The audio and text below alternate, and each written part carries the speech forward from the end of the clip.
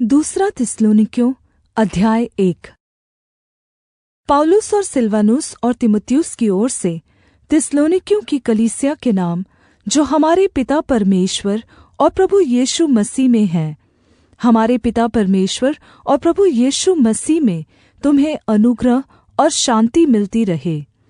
हे भाइयों, तुम्हारे विषय में हमें हर समय परमेश्वर का धन्यवाद करना चाहिए, और यह उचित भी है, इसलिए कि तुम्हारा विश्वास बहुत बढ़ता जाता है और आपस में तुम सब में प्रेम बहुत ही बढ़ता जाता है, यहाँ तक कि हम आप परमेश्वर की कलीसिया में तुम्हारे विषय में घमंड करते हैं कि जितने उपद्रव और क्लेश तुम सहते हो, उन सब में तुम्हारा धीरज और विश्वास प्रगट होता है। यह परमेश्वर के सच्चे न्याय का स्पष्ट प्रमाण है कि तुम परमेश्वर के राज्य के योग्य ठहरो, जिसके लिए तुम दुःख भी उठाते हो, क्योंकि परमेश्वर के निकट यह न्याय है कि जो तुम्हें क्लेश देते हैं उन्हें बदले में क्लेश दे, और तुम जो क्लेश पाते हो हमारे साथ चैन दे, उस समय जबकि प्रभु यीशु अपने सामर्थी स्वर्गदूतों के साथ धधकती हुई आग में स्वर्ग से प्रगट होगा, और जो परमेश्वर को नहीं पहचानते और हमारे प्रभु यीशु के सुसमाचार को नहीं मानते, उनसे पलटा लेगा। वे प्रभु के सामने से और उसकी शक्ति के तेज से दूर होकर अनन्त विनाश का दंड पाएंगे। यह उस दिन होगा जब वह अपने पवित्र लोगों में महिमा पाने और सब विश्वास करने वालों में आश्चर्य का कारण होने को आएगा, क्योंकि तुमने हमारी गवाही पर विश्वास किया। इसलिए हम सदा तुम्हारे निमित्त प्रार्थना भी करते हैं कि हमारा परमेश्वर तुम्हें इस बुलाहट के योग्य समझे और भलाई की हर एक इच्छा और विश्वास के हर एक काम को सामर्थ्य सहित पूरा करे, कि हमारे परमेश्वर और प्रभु यीशु मसीह के अनुग्रह के अनुसार हमारे प्रभु यीशु का नाम तुम में महिमा पाए और तुम उसमें। दूसरा थिस्सलुनीकियों अध्याय 2। हे भाइयों, हम अपने प्रभु यीशु मसीह के आने और उसके पास अपने इकट्ठे होने के विषय में तुमसे विनती करते हैं कि किसी आत्मा या वचन या पत्री के द्वारा, जो कि मानो हमारी ओर से हो, यह समझकर कि प्रभु का दिन आ पहुँचा है, तुम्हारा मन अचानक अस्थिर न हो जाए, और न तुम घबराओ।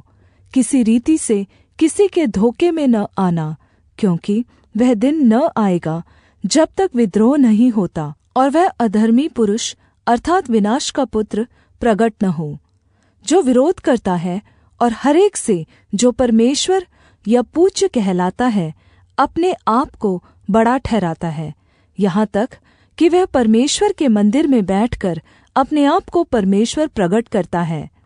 क्या तुम्हें स्मरण नहीं कि जब मैं तुम्हारे यहाँ था तो तुम से ये बातें कहा करता था, और अब तुम उस वस्तु को जानते हो जो उसे रोक रही है कि वह अपने ही समय में प्रगट हो, क्योंकि अधर्म का भेद अब भी कार्य करता जाता है, पर अभी एक रोकने वाला है, और जब तक वह दूर न हो जाए वह रोके रहेगा। तब वह अधर्मी प्रगट होगा, जिसे प्रभु यीशु अपने मुँह की फूंक से मार डालेगा और अपने आगमन के तेज से भस्म करेगा। उस अधर्मी का आना शैतान के कार्य के अनुसार सब प्रकार की झूठी सामर्थ्य, चिन्ह और अद्भुत काम के साथ, और नाश होने वालों के लिए अधर्म के सब प्रकार के धोखे के साथ होगा, क्योंकि उन्होंने सत्य के प्रेम को ग्रहण नहीं किया जिससे उनका उद्धार होता। और इसी कारण परमेश्वर उनमें एक भटका देने वाली सामर्थ्य को भेजेगा, ताकि वे झूठ पर विश्वास करें, और जितने लोग सत्य पर विश्वास नहीं करते वरन अधर्म से प्रसन्न होते हैं, सब दंड पाएं।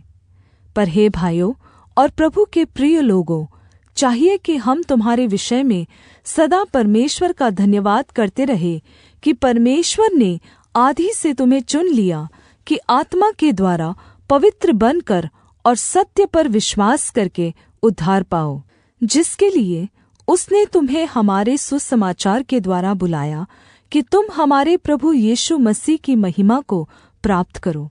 इसलिए हे भाइयों, स्थिर रहो और जो शिक्षा तुमने हमारे वचन या पत्र के द्वारा प्राप्त किया है, उन्हें थामे रहो।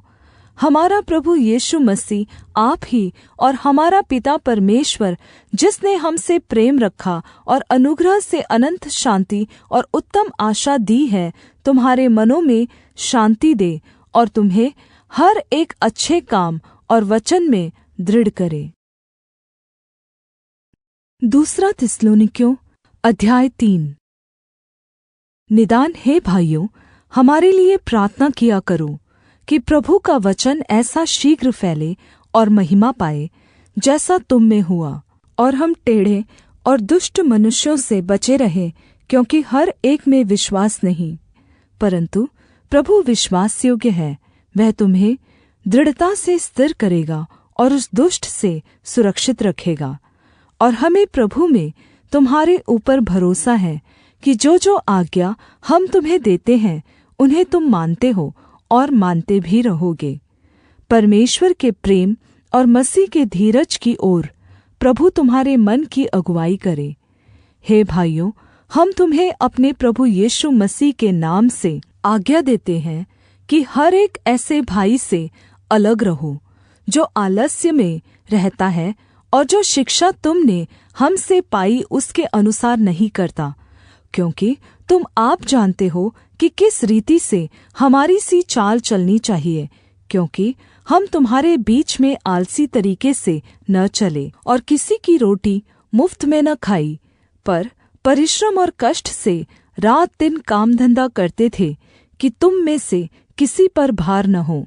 यह नहीं कि हमें अधिकार नहीं, पर इसलिए कि अपने आप को तुम्हारे लिए आदर्श ठहराए कि तुम हमारी सी चाल चलो। और जब हम तुम्हारे यहाँ थे, तब भी यह आज्ञा तुम्हें देते थे कि यदि कोई काम करना न चाहे तो खाने भी न पाए।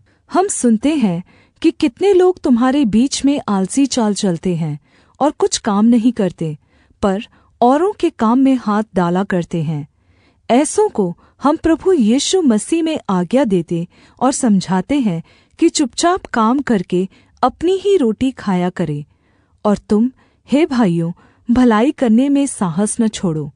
यदि कोई हमारी इस पत्री की बात को न माने, तो उस पर दृष्टि रखो और उसकी संगति न करो, जिससे वह लज्जित हो। तो भी उसे बैरी मत समझो, पर भाई जानकर चिताओ। अब प्रभु, जो शान्ति का सोता है, आप ही तुम्हें सदा और हर प्रकार से शान्ति दे। प्रभु तुम सबके साथ रहे। मैं पौलुस अपने हाथ से नमस्कार लिखता हूँ। हर पत्री में मेरा यही चिन्ह है। मैं इसी प्रकार से लिखता हूँ। हमारे प्रभु यीशु मसीह का अनुग्रह तुम सब पर होता रहे।